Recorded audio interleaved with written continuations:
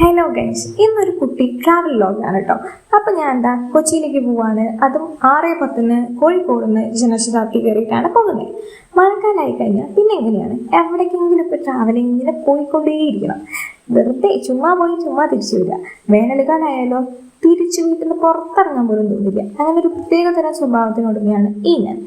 അപ്പോൾ ജനശതാബ്ദിനെ കുറിച്ച് പറയുകയാണെങ്കിൽ ഈ ട്രെയിന് എനിക്ക് അത്യാവശ്യം കംഫർട്ടബിൾ ആണ് കേട്ടോ. ഞാൻ പോയതിൽ വെച്ചിട്ട് നല്ല ടോയ്ലറ്റും കാര്യങ്ങളൊക്കെയാണ്. അത്യാവശ്യം കംഫർട്ടബിൾ ആയിട്ട് നമുക്ക് പോകാൻ പറ്റും. പുതിയ ജനശതാബ്ദി കുറച്ചുകൂടെ നീറ്റ് ആൻഡ് ക്ലീൻ ആണ് കേട്ടോ.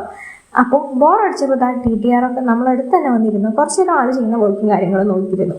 അപ്പോൾ പറഞ്ഞു വന്നേ, നമ്മുടെ വന്ദേ ഭാരത് ഉണ്ടല്ലോ, വന്ദേ ഭാരത് വന്നതിന് ശേഷം ഒരുവിധം ട്രെയിനുകളൊക്കെ പിടിച്ചിടാറുണ്ട് അത് പോകാൻ വേണ്ടിയിട്ട്. അത് ശരിക്കും നമ്മുടെ ഇന്ത്യൻ റെയിൽവേ ചെയ്യുന്ന ഒരു മഹാമോശം കാര്യമാണെന്ന് ഞാൻ പറയുള്ളൂ.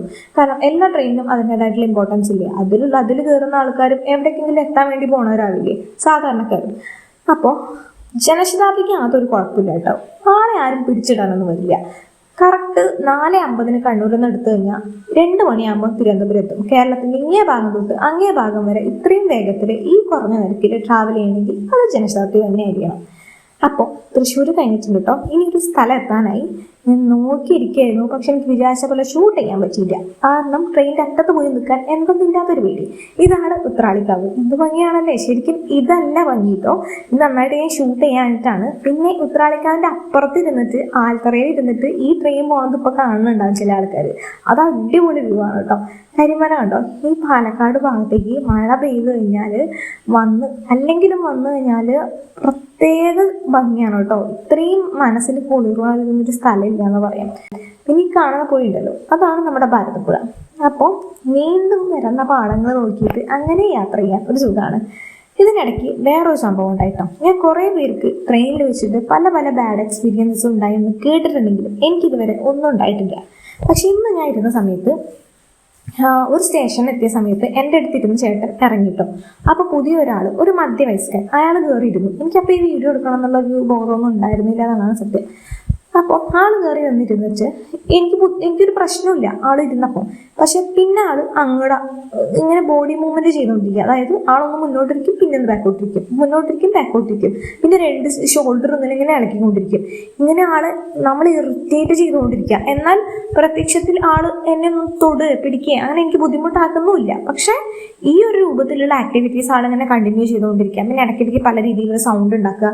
അപ്പോൾ ഞാൻ ആളടുത്ത് പറഞ്ഞു, ചേട്ടാ എനിക്ക് ബുദ്ധിമുട്ടാവുന്നുണ്ട്, കംഫർട്ടബിൾ അല്ല, ഒന്ന് മര്യാദയ്ക്ക് ഇരിക്കും എന്ന് പറഞ്ഞു.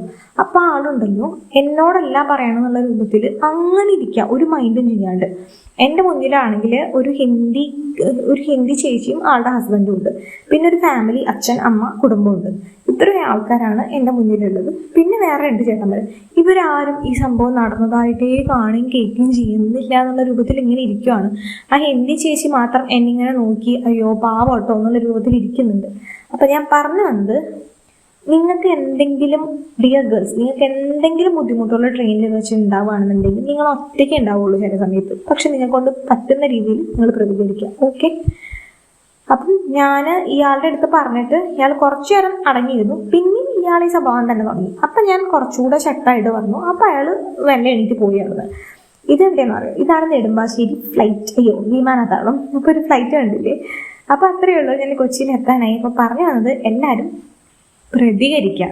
പെൺകുട്ടികളോടാണ്. വേറെ ആരും ആ ട്രെയിനിലുള്ള ഒരാളും ചിലപ്പോൾ നിങ്ങൾക്ക് കൂടെ നിന്നെന്ന് വരില്ല.